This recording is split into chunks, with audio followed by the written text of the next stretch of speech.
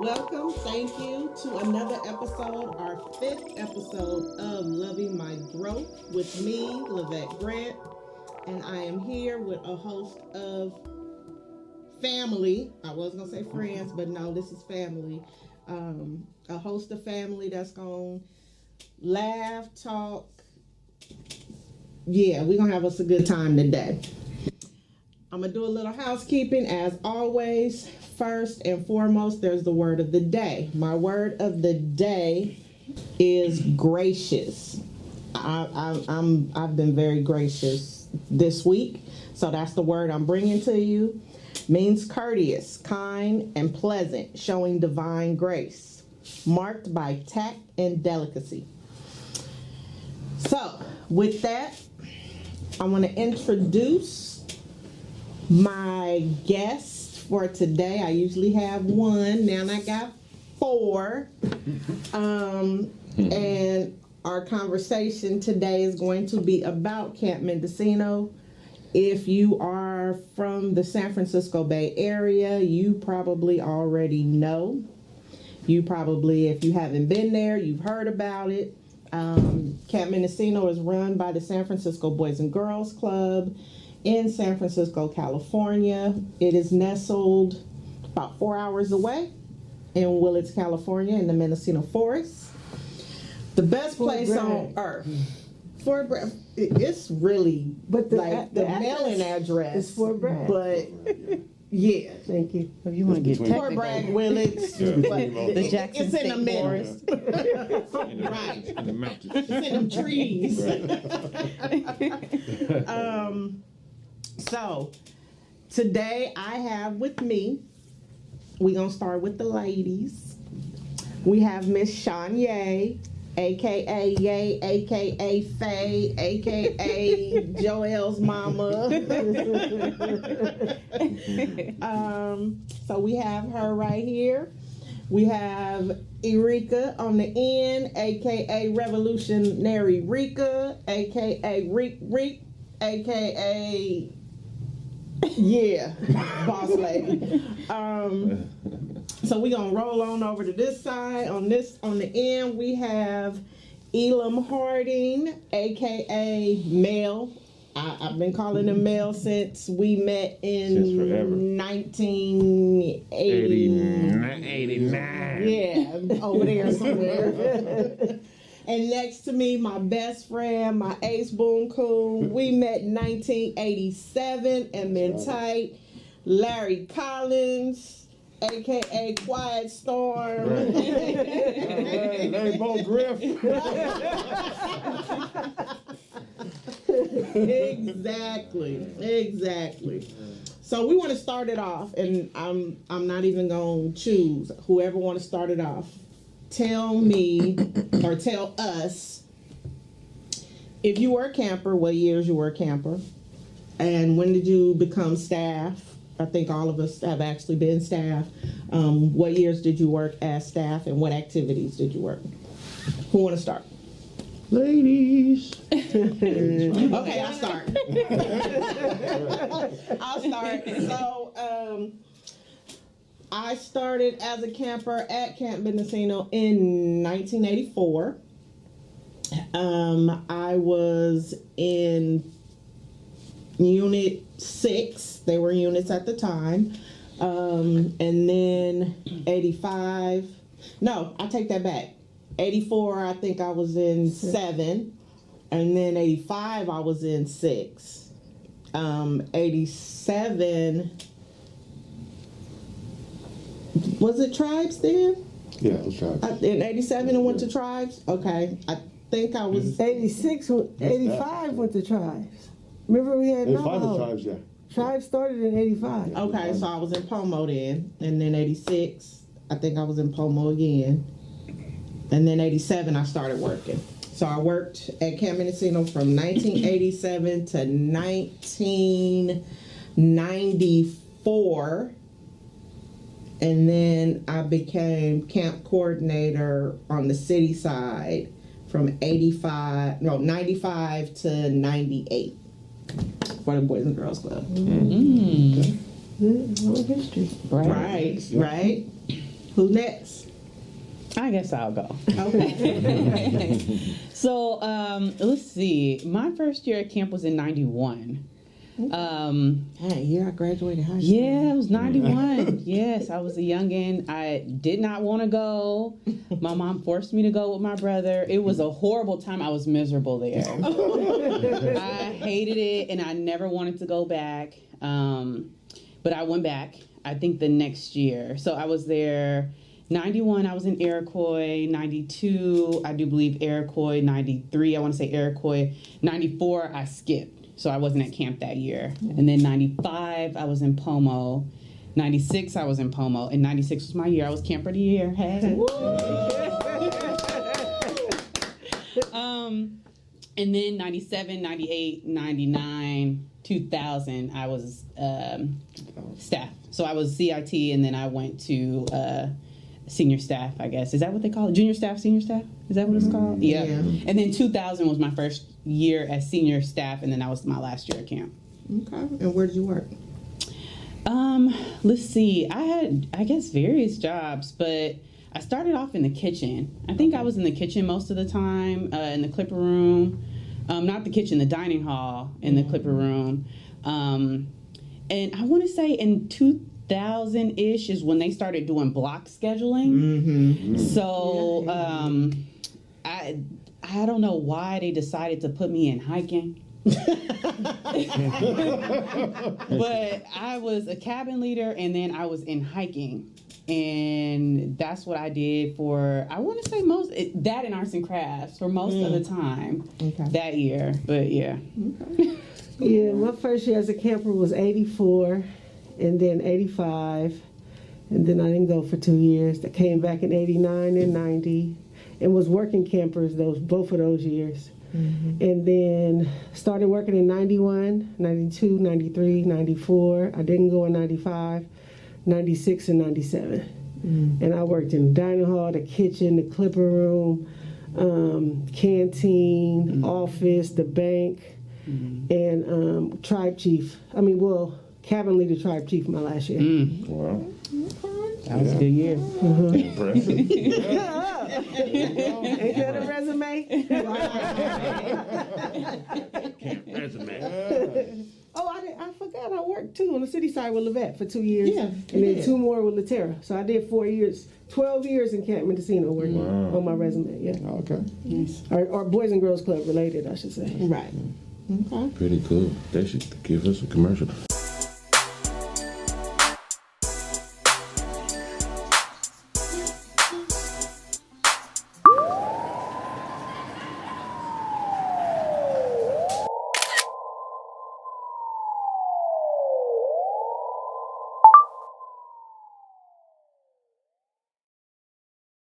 What do you see as the problem with the black community? Me personally, I see the problem being us believing the hype. Us believing the hype and stopping us from walking in our purpose. Stockholm syndrome. A condition where you believe that you are something that you're not based on what this other person who's holding you in prison makes you feel. And I'll just add, when you're in that situation, the trauma, that turns into trauma, right? All of this is blocking that purpose, the thing you was born to do. All of these experiences, all of these conditionings and manipulations by these other people. And so our solution from OCOR is... And using our community as a resource. That's what OCOR stands for. Coming in and finding people who you didn't think had talents, but everybody has a talent. Absolutely. And utilizing those talents to make our community, little by little, block by block, a better place for everybody in it.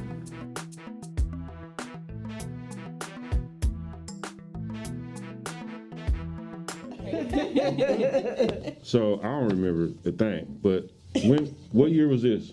That, I believe, is 89. 89. Mm-hmm. Okay, so then I started camp. I was a camper I was probably a camper in 88, something like that, 88. And I'm from the East Bay, so somebody must have told, some aunt or uncle that I had must have he's a bad kid, put him in this camp. Because back in those, 88, I was living in Berkeley. I was a Berkeley kid growing up, and I was probably a cut up, And so they told me about this camp, and it was great. And then, 89. So that was 89. I had to be about, 14 or 15, 14. Yeah. And so that was a different experience because then I was working there. I had a job. I was a CIT. Training. Right? I'm going to camp getting money? Wow. And so... Get $300. Oh, Right. man, it was a Let you beautiful spend that camp. experience. I meet all these people from San Francisco because you know how it is on the other side of the bay. You don't know people from Frisco. Right. I meet all these Frisco people. I meet all these people from other countries. Right. Woo! So it was a lot to take in. That was 89.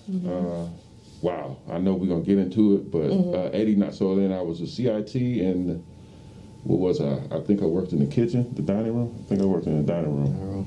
And then I just came back here recently around 2005. No, Okay. I'm sorry.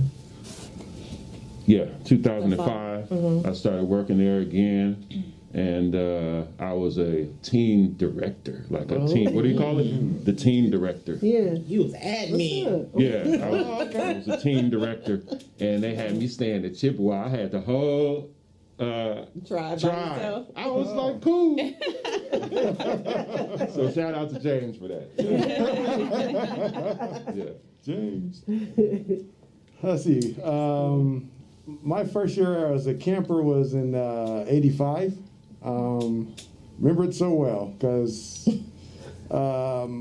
like most people, I didn't know anything about camp. I didn't really want to go because I was this extremely shy kid, very quiet, never opened my mouth, and if I did, barely spoke above a whisper. So, going to camp was something that I really didn't want to do. I didn't know anybody there. So, 85, going up to camp by itself was a traumatic experience. Right. Mainly because some of the roads, mainly the roads closest to camp, were a little, treacherous. And I remember on our bus, the bus monitor was Orpheus Crutchfield. And quite honestly, I came out out of Oakland, third session. So we had some characters on the bus. However, when we made that turn to the dirt road, I remember Orpheus saying, "Y'all shut up," because the air conditioning is going off. So the bus driver got to concentrate. So naturally, I'm thinking, why does the bus driver need to concentrate? But sure enough, we find out why he needed to concentrate. And so, that was one of the fears that, you had to overcome. Yes. Yeah. Once you got to camp, it was like this long thing. Yeah. And so, when we first drove up, you see these horses in the horse stable, and it's like, wow. Yeah. I'm far away from home. I'm like, I'm not used to seeing horses and all this. And so it was... And the tribe I was in Cherokee at the time. That was for the oldest kids. Okay. My tribe chief was Kashaka. Hey. And I had I met some good friends there as well during that year. So I had at the end I had a really good time there, and I really didn't want to leave. I didn't want to, and I really wanted to go back. However, I couldn't go back the next year, 86. So 87, I went back, and they say, "Oh, you can work there." I'm like, "I can work there? Right. I can be there all summer?" Right. And so quite naturally, in 87, I was junior staff. I worked in the dining hall. Amazing people that I got to know and had great friendships with. Again, 88, I came back in 88. Worked in the dining hall again, dining hall, clipper room, that whole section. 89, they came back again, same thing, dining hall, clipper room. My final year was 1990. Again, the dining hall and all that, and it has been a tremendous experience for me myself. Just having the experience there. Camp has always felt safe to me, and I'm pretty sure everyone can agree that camp is one of those safe zones where you can just be yourself. Nobody judges you. And so I just had a tremendous time. Well, I will interject real quick and say, at night when you sleep, when everybody sleep, and you wake up in the middle of the night and you hear something, I don't know how safe I felt at that moment. Well, the creatures, That moment, Right. I mean, Bat Boy, Old Lady Swanson, all them people was coming to get me, and everybody else was asleep. Swanson, roll right. Especially after a campfire afterwards. Right. I was going out at the Bat Boy. Right. Looking up in the trees. Where they at. Okay. So memories. We got some pictures floating around here. It's all I could find. If y'all could see how dark, the edges are from these photo album inserts. These are some really old pictures. You remember this guy right here? Oh, yes. This picture is Aaron Mobley. Aaron Mobley. And in the back is Paul Bowser. Yes, Paul Bowser. And this will be what, a talent show? Yes, Talent I show, want to we're say doing- they was doing doing Mr. New Telephone Edition. Man. Yeah, Yes, doing New there was Edition. New Edition. I'm pretty sure if you scroll over, you probably would have seen me. Right? Because I do remember that we did the New Edition during the staff talent show. Aaron Mobley. We did New Edition, so Cardetti, Aaron Mobley was Ralph Tresvant. Right. And we were the other ones in the background. Yes. I Yeah, definitely remember Aaron Mobley. That guy right there. that. Full of energy. That guy was full of energy. That's one part. I don't know, you usually don't call people by their full name. But he makes sure Right, you you have call to- him by his full Right. name. That is Aaron Mobley, and I have not found him. I I know he's from Oakland, but I looked and that guy right there, I'd be like, what? He was so full of himself and energetic, and that's camp. Yes. That's camp. He could have been quiet and shy when he was at home. Yeah. But at camp, at camp, it brings out he's- something yeah, in you full of that, energy. man. Aaron Mobley. Man. So, memories. Favorite memories. Wow, my goodness. Well, they shared one about the ride up here. Right. But a good memory for me was changeover day. Changeover day where campers, new campers would come and old campers would leave. Being that I worked in the dining hall pretty much the majority of the time, I did have a few chances where I was a cabin leader. And I got to spend time with the campers, especially during changeover day where the campers, they sit in the amphitheater on the dirty logs. And once they get their tribes, their assigned tribes, they go back and they unpack their bags, and cabin leaders make sure that they have the appropriate amount of underwear and socks and all that stuff, and making sure that all their names are on it. So I remember a few times just writing their names on different articles of clothing, and just seeing that scared child, like, oh my God, I'm here. And then the kids that was there for the majority of the time, they was been there before, they're running around camping, and so this little kid like, oh my God. And so as a camp counselor, cabin leader, it was just a great experience for me to just say, everything's okay. You're amongst friends, and at the end of the session, you saw that kid going, So, that to me was a great experience just seeing that, because that was me in '85. I was scared. Yeah. I didn't know what I was getting myself into. There was other campers going, but I'm like, I don't know. I'm far away from home. You know, my parents did. Right. Mine had to be a flagpole because, like, even though it was like early in the morning, sometimes you didn't want to be there. But once you got the energy going and you hear all these cheers and you gotta scream loud at the top of your lungs, and you're like screaming at the top of your lungs early in the morning, and you're hearing other people's cheers. And really, when it's competitive too, like really when you worked on your cheers, you're like, we gonna go out. Okay, we gonna, you know, I remember at log fire at the end of the night, you would work on your cheers for the next day. You work, okay, we gonna work on these cheers. Like, Pomo was going out. Right. We'd be like, oh, Pomo was kind of raw. Okay. You know what I'm saying? Y'all ready? And we do our little cheers. So I like that. You know, I like that camaraderie with you know, the cheers and stuff. And when it turned, I like when it turned into the tribes. I like when it turned into a tribe thing. You know? That was cool. I like that. I enjoyed tribes as well. You know, we not numbers. I think they animals now. But oh yeah. They're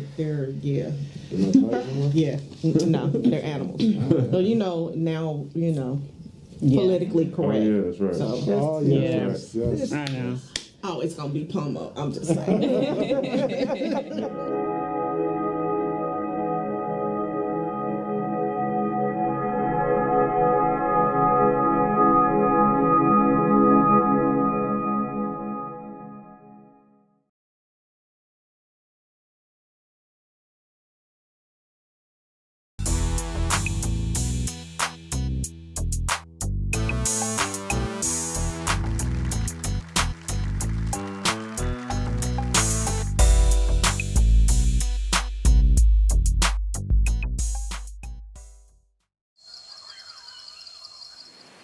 Hey family, it's your girl, Revolutionary Rika.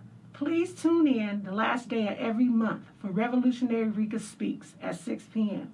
If you miss it on my page on YouTube, Revolutionary Rika Speaks, check it out on the Dark Network, 247.com.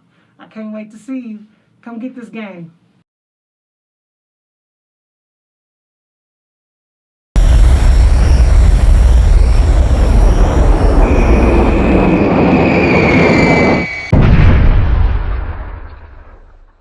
Can't forget about the fake money, the Mendocino. Hey, Mendocino money, man. Yeah. I'll save it till next year.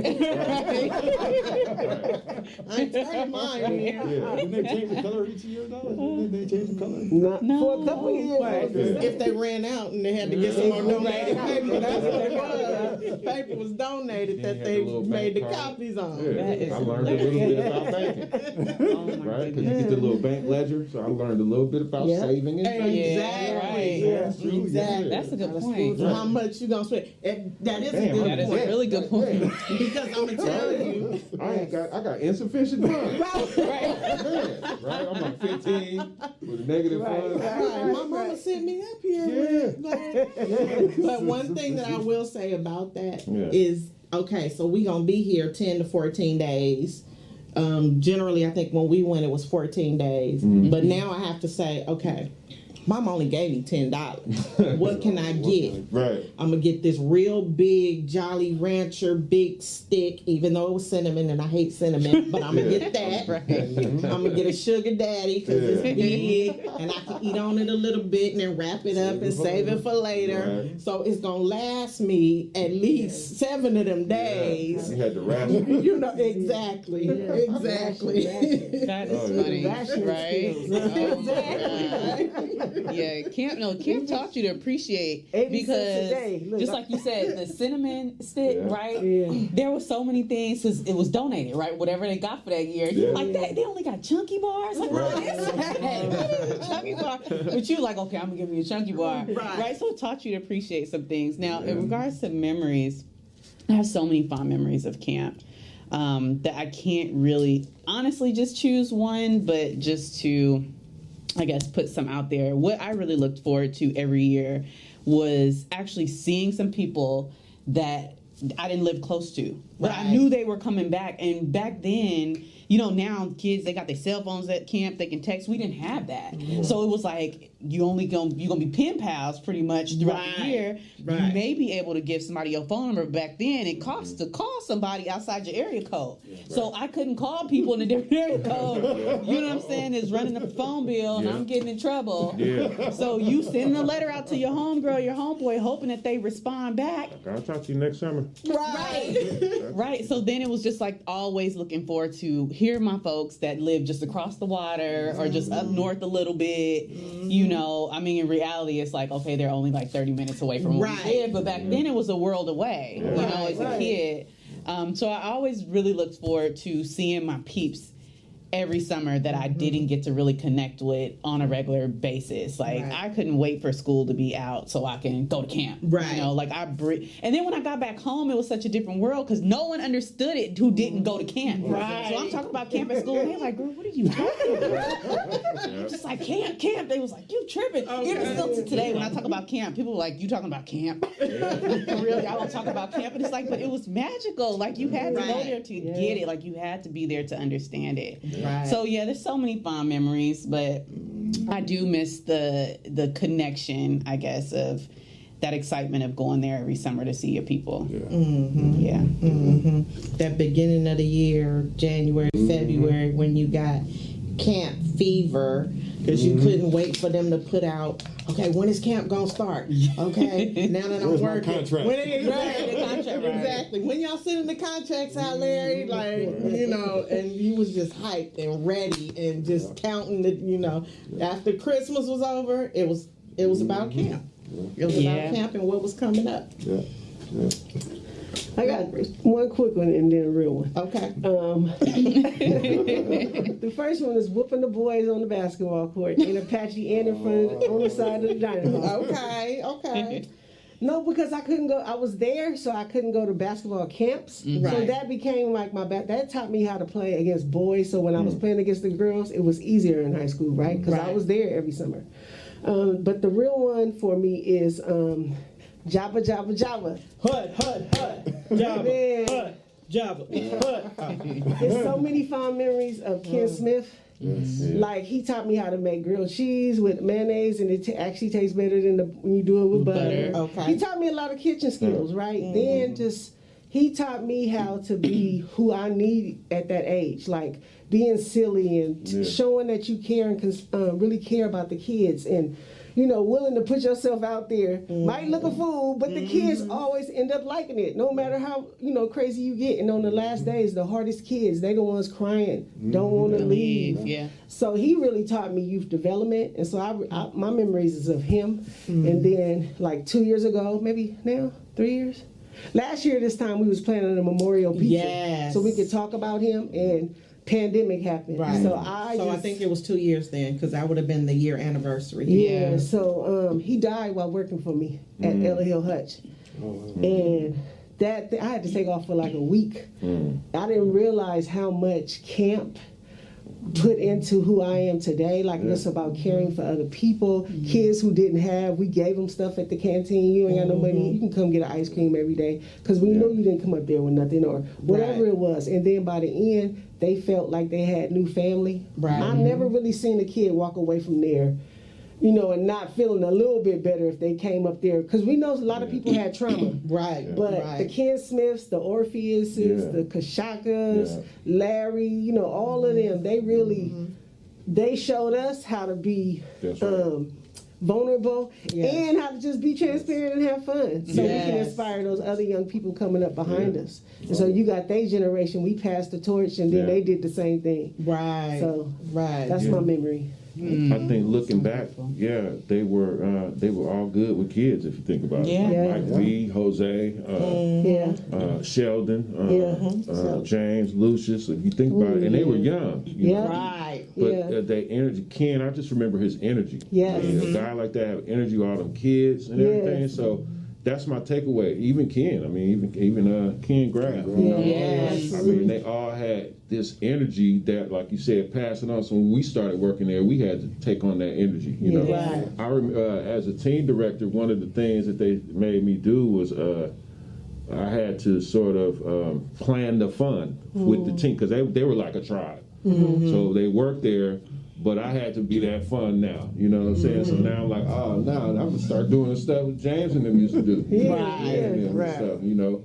And yeah, that's true. And see, the crazy part about it was, we didn't go to school for this. We did not go to school for this. We were kids given an opportunity. I was special duty. Do anybody know what special duty was? In 1987, special duty was, we want to hire you, but we really don't feel like we should pay you because we're not really sure. So you gonna volunteer for 2.5 months. Wow. We see how you is. Yeah. And I was like, okay. You're like, okay. You know, so just given the opportunity. Yeah, we had, you know, the first 5 days where they taught you basic stuff, how to get ready for the food inspectors and you know the fire drill and all those things that we learned in the first 5 days, but we didn't go to school for that. We just really had to. I mean, and I was 14 years old my first year. That's experiential learning. You learn like doing it. Yeah, and I mean, at that time we had campers that were 18. So I had camp. I was telling 18-year-olds what to do at 14. You know, and just the experiences and you know the different things in my experience, I've worked with kids that were ADHD, that actually, you know, before I knew what that was, you know, oh, this kid had Ritalin, but their parents didn't send their medication. What? Yeah. Yes. So you just need to deal with it, you know, and, you know, trying to calm that kid down or putting so much energy into that kid when you had all these other kids that you also had to deal with. One, and I don't remember what year it was, but I had this one camper, and you know, Camp Mendocino doesn't just focus on kids from San Francisco or from Oakland. It's throughout the Bay Area, the North Bay, the South Bay. You got EPA, you got Valley of the Moon, you got, you know, Sonoma, Napa. So there's so many, Marin City, so many cities that were touched. And this one particular camper, she was from up north. I don't remember where she was from. Caucasian little girl, cute little girl. She had to be maybe 10, maybe. And it was almost time for the disco duck. And she was crying. And I'm like, what's wrong? You know, she's crying. And I'm like, what's wrong? And I took her to the side and we were talking. And basically what happened was an African-American boy asked her out to the dance. She wanted to go to the dance with this African-American boy. But she was afraid that her dad would be upset. And she cried and cried and cried. And again, somebody who didn't go to school for this, I had to be that voice of reason and calm her down and really just talk to her, because you're making your own decisions at camp. Okay, there's father figures and mother figures and all these authority figures, but it all boils down to what your decision is and you willing to face whatever the consequence is. And I talked to her and I told her, she was like, no, my dad's gonna find out. And I'm like, ain't no cameras. We ain't gonna find out. It's like, it's gonna be okay. You know, if that's what you want to do, whatever. And that little girl went to the disco duck and she had a ball. And, you know, and to me, that touched my heart. You know, because it showed me, wow, there is still a lot of racism, you know, that is being projected onto these kids. But the kids are really not feeling that. They want to embrace, you know, equality. And that just really touch me. Yeah.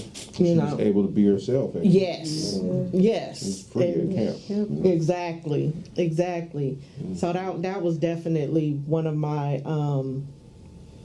favorite memories. Another one would be the fire of 1994. What was the fire? Oh Laundry burned down. Oh yeah. Oh, let me tell the story. Can I tell Okay, the she gonna tell the story because she was. I was on. I came to get you. Yeah. Where did it come from? The kitchen? No, the laundry caught on fire. Good. Laundry caught on fire. What? And the guy had washed the towels from the kitchen, and he left them he dried them, left them in the dryer, cut it off, and went to bed. And we were up in the hotel. Because that's when my cousin worked in the kitchen that year, Ken Smith. It was a bunch of them up there. So on my day off, I used to hang out up there. And we kept hearing this popping. We walked to the door, and we was like, laundry on fire. So then Marty was there. So we knocked on Marty's door. He came to the door. It was like, he didn't have no clothes on. Well, he might have on some drawers. Sorry, Marty. Sorry, Marty. But because it was like, I could see it. And he didn't have no glasses on because he had been asleep. He was like, what? We said, laundry on fire. He said, 2 seconds, pulled on his pants, had grabbed his keys and was down the stairs. It took him like literally 6 seconds to get from by the kitchen to Ken Graff house. Like 15 seconds later, they was coming like cavalry down from Chippewa.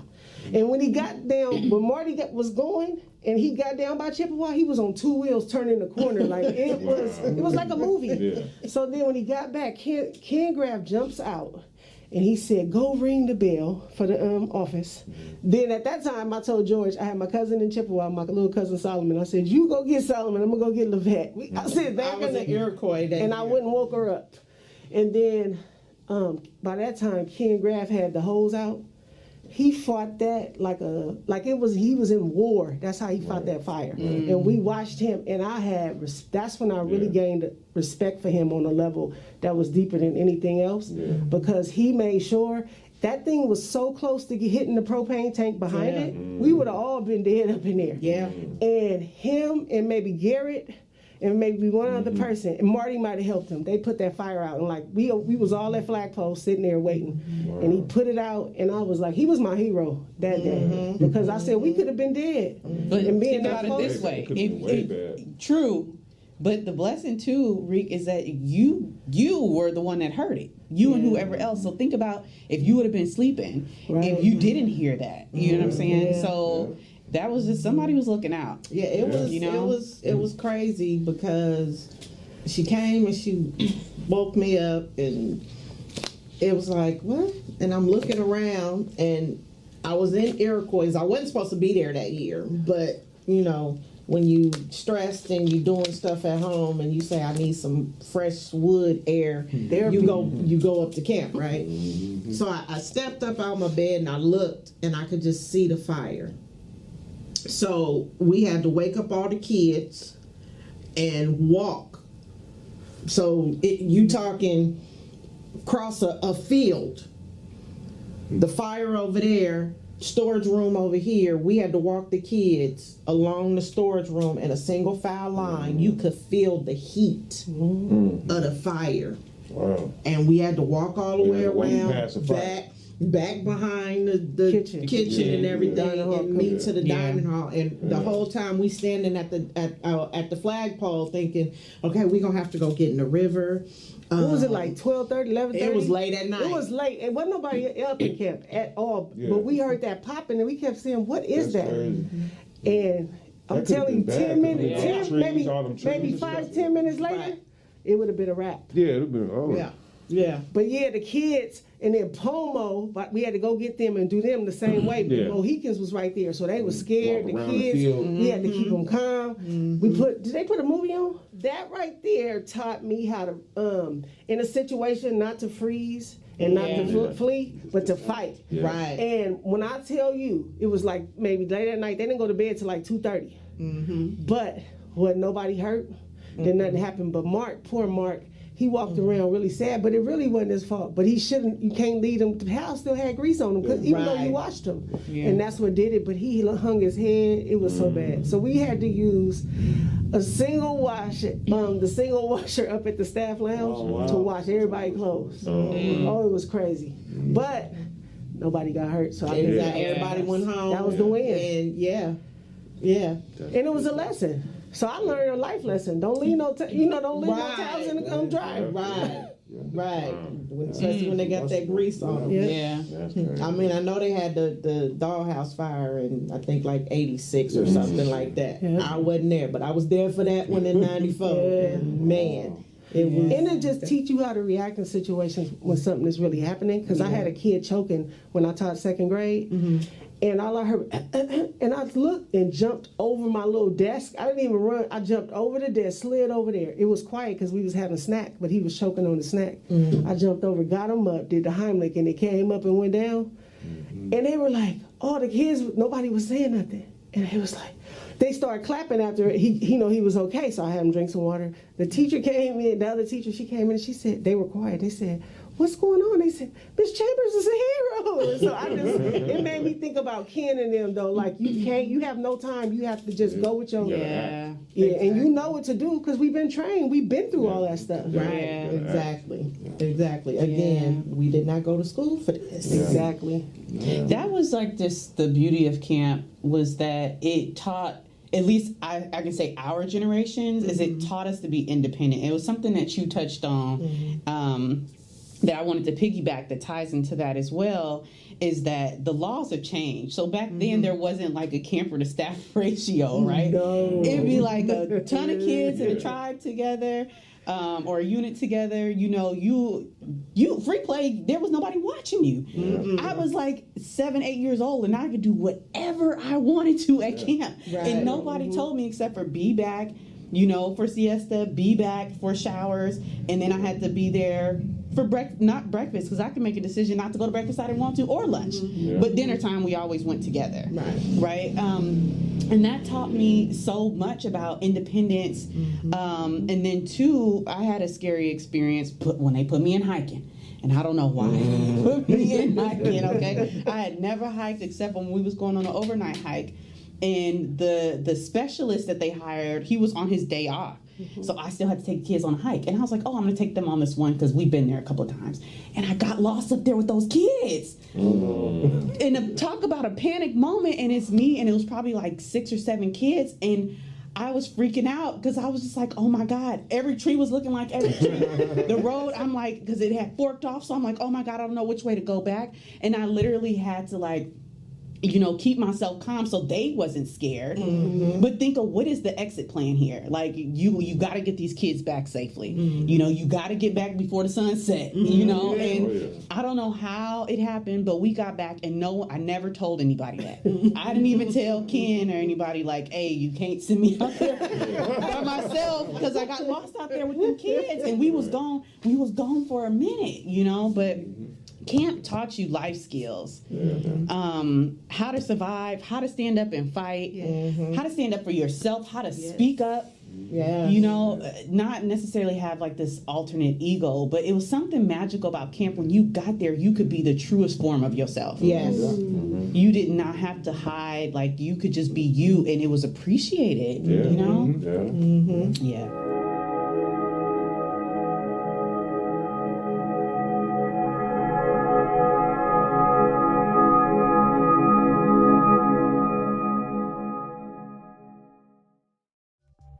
Hey family, it's your girl, Revolutionary Rika. Let me tell you how you can break every chain that has caused you to stay stagnant in your life and begin to live a life of purpose. I have developed a space for individuals like yourself to engage in conversation that allows you to make critical sense of life's challenges to help you navigate your journey. My podcast, also known as Critical Sense Making Sessions, will help you develop your critical sense making skills and a sense of belonging. My guests bring their passions, obstacles, wisdom, and resources to the conversation to understand where we have come from, where we are now, and where we are heading. Everyone can benefit from this experience. New episodes air weekly on Sundays at 6 p.m. on the Revolutionary Rika channel on YouTube. Please subscribe and listen in as I make critical sense of our world with my dynamic guests. Please email me to learn more about how you can be a guest on my podcast. I am looking forward to making critical sense with you. Be well and prosper.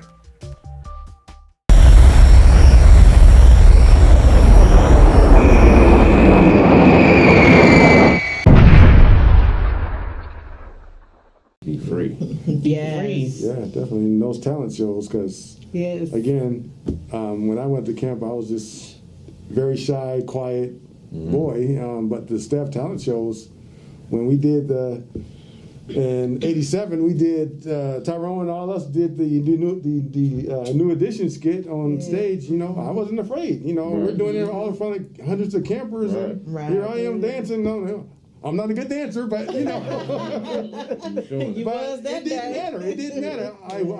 I wasn't afraid, and so you know, in life now, you know, when I speak in front of crowds, I'm not afraid. It's just like I remember that, you know, being back at camp, being that little scared boy, like no one judged you, no one's laughed and say ha ha ha, you know, and if they did, they was laughing because you did something funny, Right. but they wasn't laughing at how you was dancing, you know, and so. You know, that taught me a lot, you know, at camp. I just remember the ride up there. 2 hours, you know, you leaving your family, you know, and I got on and I think I got on at Richmond or something. Probably got on at Richmond, that's Real Plaza. And so just leaving the family and stuff and just like, where are you going? I don't know.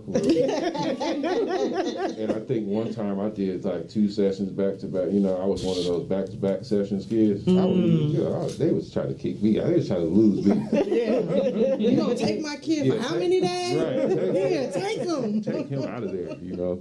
And so I just remember having to find myself, I guess, you know, because I was like this kid in my neighborhood and everything, and I really had to like find myself at camp. So I was really like myself at camp. I was my natural self, you know, and man, it was so cool. But I always looked up to the like Sheldon and like I always looked up to the elders and stuff because. Yeah, I mean, I'm in this forest. I'm in this forest at night in a cabin with no windows. Right. I gotta trust somebody. You know, so I gotta trust somebody. And, Them raccoons was gangster. you know, Them raccoons was gangster. I think we pulled up one day to the tribe. I think it was like a movie night or something, and me and somebody else walked back to the tribe one night and had snacks in our backpacks and stuff. And we walked up to the tribe, and my cabin was directly in front of us. So there was 2 raccoons. There was one standing right here at the bottom of the stairs, one standing at the top of the stairs. It was 2 more inside the cabin. Do you know they unzipped the backpack and took the candy and stuff out the backpack? Yes. Gangster. Like, for real. Like, I don't mess with no raccoons at all, because they're a little too smart for me. But yeah, they say they bandits. Yes, they are. What about like those overnight hikes? You know how like you go out there, you eating pork and beans and wieners, some yellow Kool-Aid, and you literally sleeping on the forest floor. And if it's somebody's birthday, you're going to have some cake. You're going to have some cake. Have a sheep cake. And when I tell people that, they like, you wow, like you making that, and I'm like, no, like we will hike a couple of miles into the forest and we literally put our sleeping bag on the forest floor and we asleep. They was like, you have a tent. Now, mind you, for those people that go to camp now, maintenance didn't pick up our luggage and take it up there and drop it off. We carried it. We carried it. We carried it. We carried it. Funny story. Pomo, we had to go up past the helicopter pad towards outside of camp. It was probably like a 45-minute hike. When I tell you a tribe full of teen girls in the sun, because we're walking up the road, so there's really no shade over the road, you know, it's sunny, and we walking up the road. Next thing you know, everybody taking their shirts off. So you got a bunch of teen girls walking up the road, and Right. and it's just like we don't even care. No. It's hot. It's But that was burning. We out got there. bags we carrying and all the stuff. I don't even know if we had water. No, I don't remember having a water bottle. we didn't. We had to wait till we got up there to get some water. Right, 'Cause exactly. maintenance brought the food and the water. Right. We had to carry right. our sleeping bags and whatever else And what you else brought you up. were taking with you. Exactly. I But used it to taught when you they you used to could come do with it. them burger patties. I don't know where we steal them boxes of burger patties. Sorry, Marty, but I used to love belonging to the Apache because we used to, if we were good, they would come through with the boxes of patties, and we go, this is for the overnight hike tomorrow, and we go up there with the patties, man. Because remember how maintenance will set you up with all that stuff, but then we come with the extra stuff. Right. Right. Oh man, I got. Carrying all the Yeah, you burgers got up there. hookup. Yeah, I like hookup. Yeah, I remember we was in town. See, we ain't nobody talk about town. Okay. So I'll get into it. I ain't even look. It was on my agenda.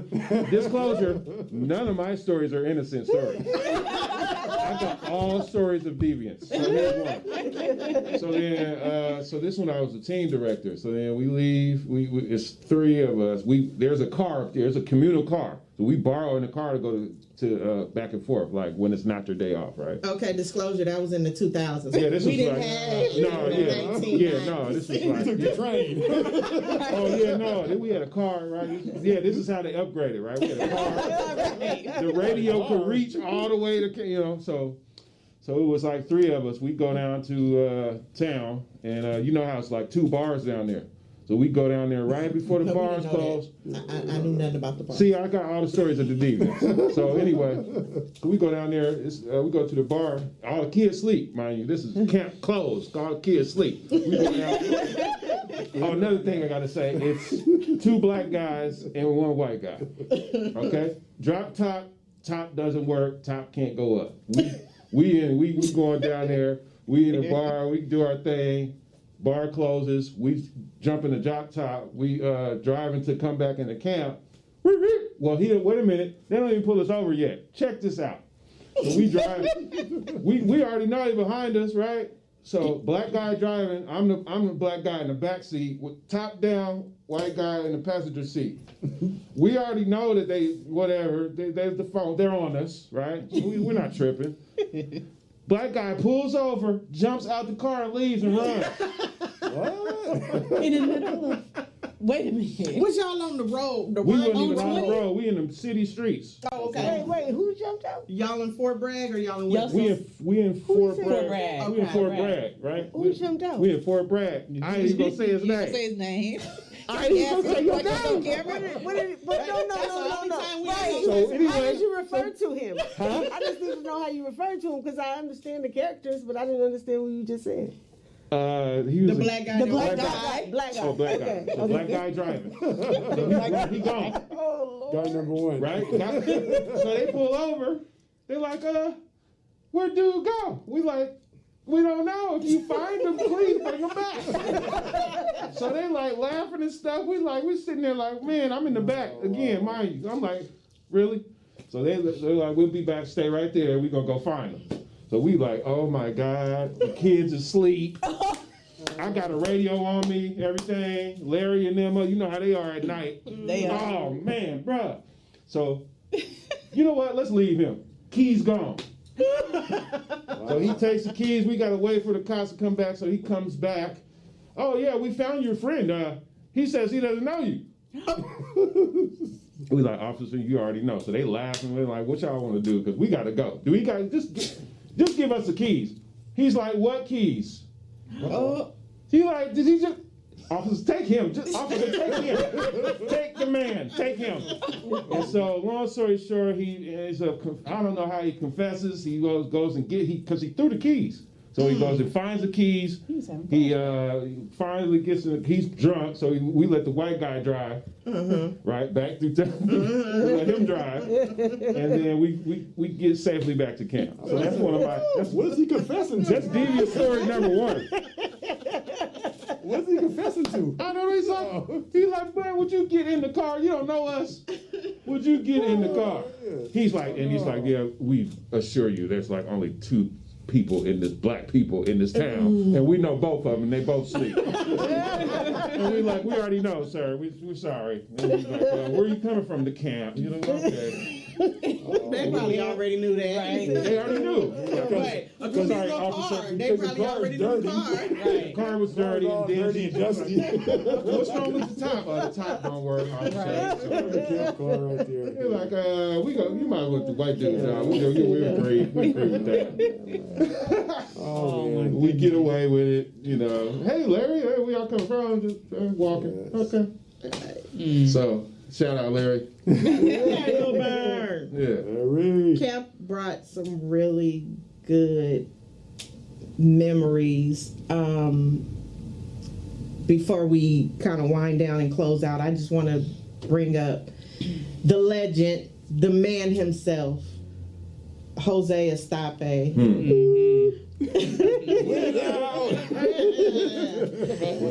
Oh man.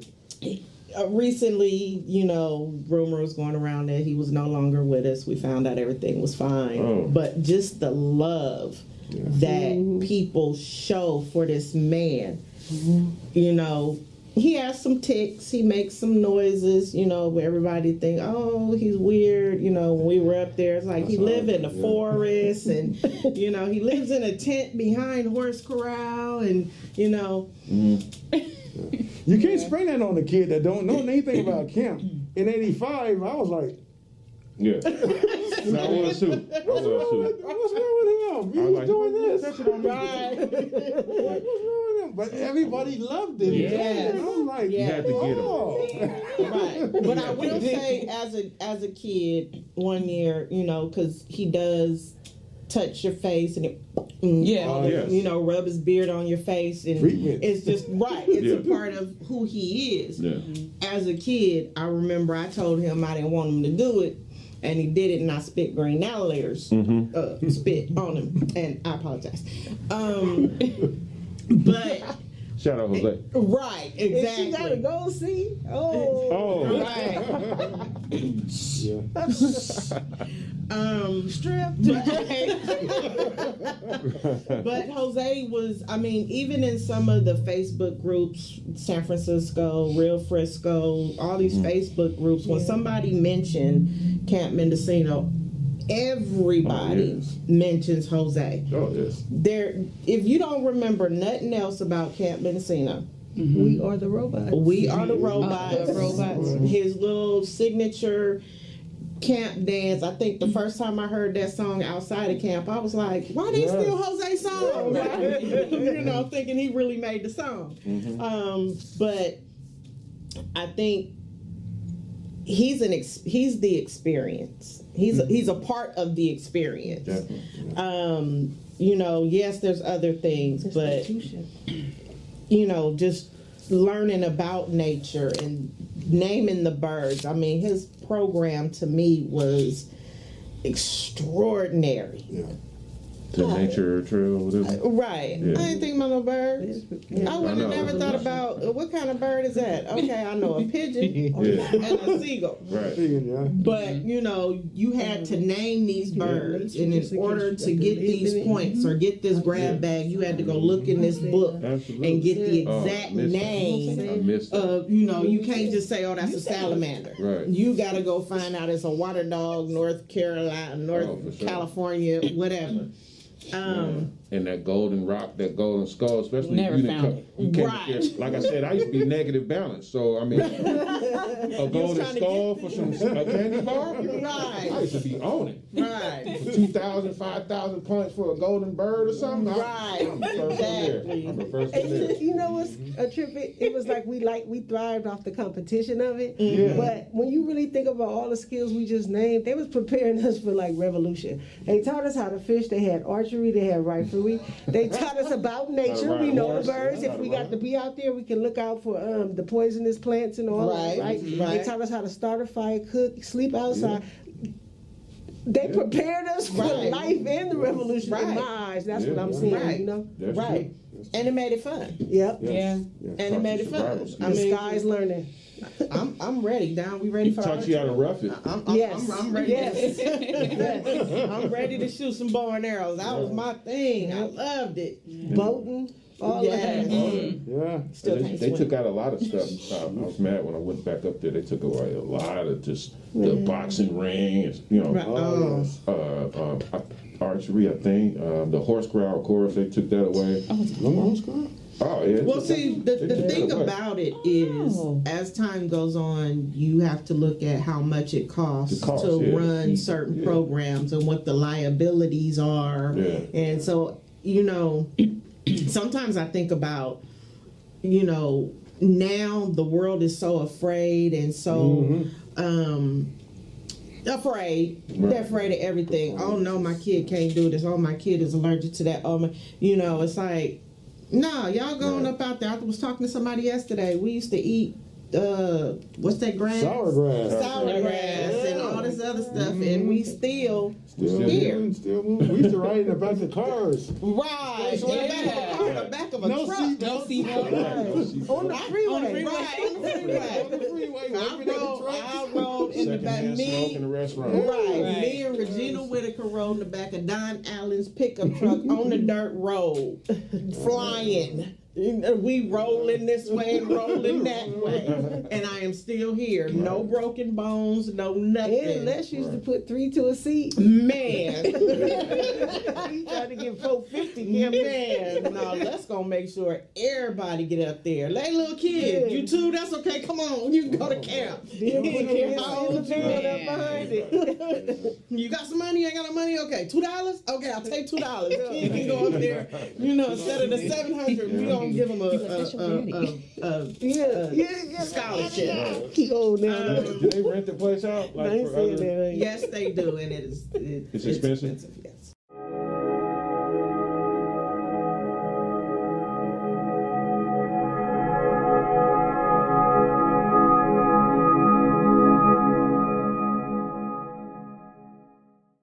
Hey family, it's your girl, Revolutionary Rika.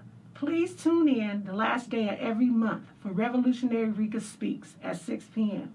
If you miss it on my page on YouTube, Revolutionary Rika Speaks, check it out on the Dark Network, 247.com. I can't wait to see you. Come get this game.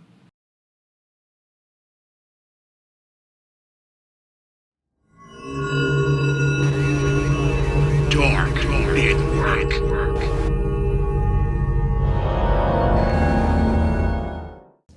So, You say 1,000. yeah, no, No, we tried to 2, do 4, 6. no. 3, 4.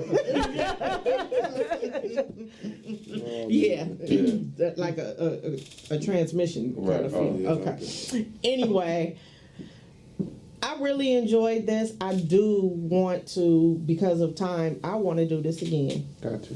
I want to do this again because just the different memories that each of us have, what we've experienced, what we've brought is like, man, just seeing y'all Yes. Yeah. got me just like, you know, I see Elam all the time. Me and Elam run into each other I at the know. grocery store Right. and like, But you see how far we've came since, you know what I mean? Like Yeah. 14, 15. Imagine. right, You know what I'm saying? right.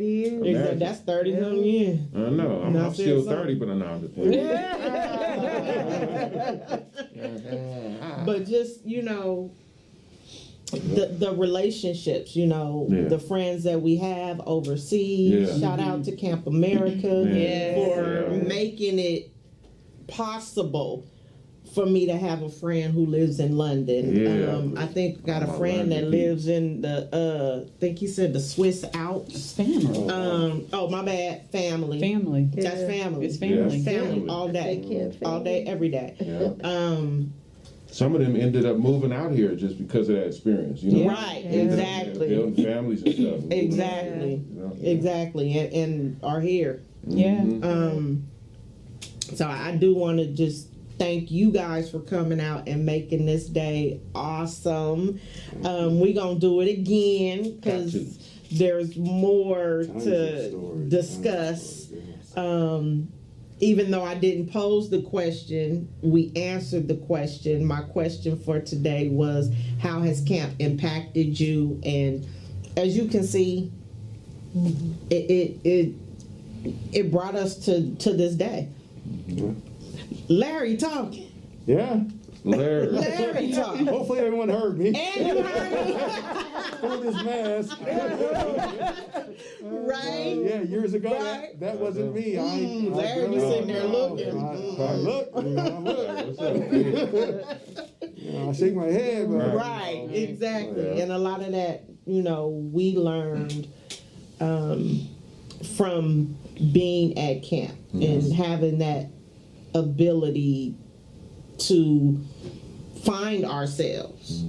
So I will say, if you are able, because my daughter does go to camp, and man, she has the camp fever. She has the same experiences for the most part that I had, even though the programming is different. So it's really not even about the programming. It's not about what activities. It's a special place. And I think every kid should be able to experience that. Absolutely. So with that being said, any last special thoughts, shout outs, what y'all got? Shout out to all the camp people, man. I hope all the camp people see this, Yes, I yes. want to say camp is a blessing because a lot of people didn't go to camp. Right. I mean, summer camp, that's why they used to look at us weird when we came back home. It's like, what? Oh, summer camp. Oh, wow, I want to do that. So it's a blessing that we went to summer camp. We had that experience, Right. And shout out to all the camp people. Yes, definitely. Camp America staff as well. Family. Sheldon, Don, Larry Milburn, Jose, Kashaka, all of them. Lucius, Tyrone, Derek. We can go on. We can go on for this. You all have made a tremendous difference in my life. Knowing you, being around you, hearing your stories. And so thank you all for taking that scared, shy boy in and welcoming me to your family and to our family. And just thank you. To the crew. Yeah. Just thank you for having me on this panel. This is beautiful. It's always beautiful to be with family, but no one in particular, but just, I miss you all. And we were talking earlier before this started, and this year is actually the 10-year, anniversary of the reunion that we had last when a bunch of us went up to camp. It's been 10 years this year. And it doesn't feel like it was that long ago. And I can't believe it's been 10 years. And I'm just hoping that at some point we can reconnect. I know things have changed so much. And I'm just hoping that we'll have the experience again to get out, to our home. That's our second home or first home in your heart, and be able to break bread and share stories again at some point. Love you all, miss you, and hope to reconnect soon. Yeah. I think for me, just when I look at reconnect with a lot of people on Facebook from camp, and I see what they're doing now, a lot of them have work that's grounded in what that experience was for us. And it's usually giving back, helping somebody, right? And I think about Chris Chapman, old school. He run this program called Kingmakers of Oakland. He just started his own. He used to work for the district and do African American and male achievement. But when I look at his success with black boys in Oakland, the city of Oakland and surrounding areas, man, it's like I can see those camp values and principles that they were instilling in us, but it wasn't necessarily I'm sitting there grilling you on what this principle is. They were doing it through the actions and the activities that we all did. Pioneer Day. And Pioneer Day, That was like one. And then when I started working on my own in the city and doing programs, oh my God, I was stealing so much from that. I was tweaking it and changing it and putting the title of what this program was. But I was like they were youth development gurus, the Jose's and the Larry's and Smitty, man. Nobody, and it wasn't like they had. I don't think they had a handbook. I think it was they calling. Right. And so when I look at the people doing that work, you see it in what you could stay genuine and they're authentic and they really care about the kids and the outcomes. And I'm like, I just want to follow that same path because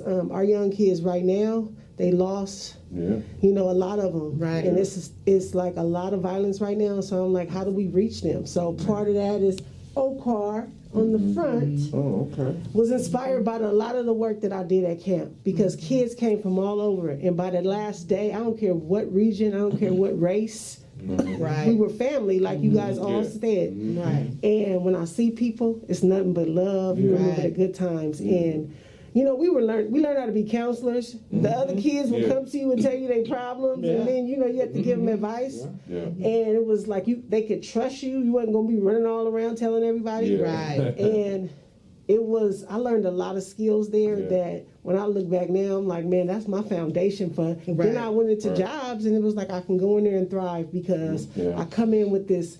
We family in this community right now. We got to build that, right? It's the heart first before the work. Because if this ain't connecting, right, what's the point? Right. You just doing something just to do a job, and so it's always about whatever work I'm doing. And so our community as a resource. It's my new organization we launched, and me and Don Griff, Dark Network, and we're launching June 19th. I'm going to send you guys some save the dates. We're going to invite you out in Richmond, and we're hoping to really help people kind of tap into some of that trauma that has them stagnant, and then help them start to look at what's my purpose? Why am I here? I'm not here to just be doing, hanging out, watching TV every day, doing menial tasks, mad, yelling at the TV, cussing at people on Facebook, right? No, it's a reason why I was born. And so we want to help to start to cultivate that. We're not saying we going to tell you, but it's inside you. And so really helping people see how if everybody in the community was able to do that, we can contribute it to the whole, we'd all be thriving right now. But they've taught us to be individuals. And we just focus on you, don't worry about them, keep your head down, toe the line. Why are we allowing these people to reign over us? And we see clearly they don't know what they talking about or doing. So, okay, I'm going on the rant. Revolutionary Rika rants too. But camp inspired all of this. We reconnected. I think the backpack giveaway, 2019, I was on my way out of resigning from a job because I started my doctorate program.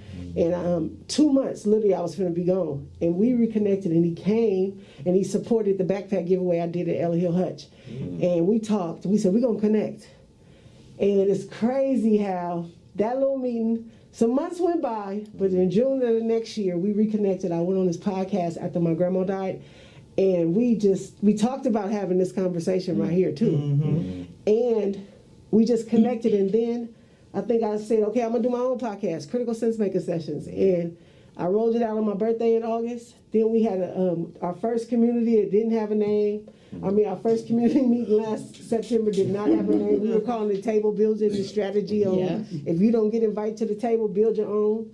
We got genius sitting in our communities untapped because nobody knows what to do.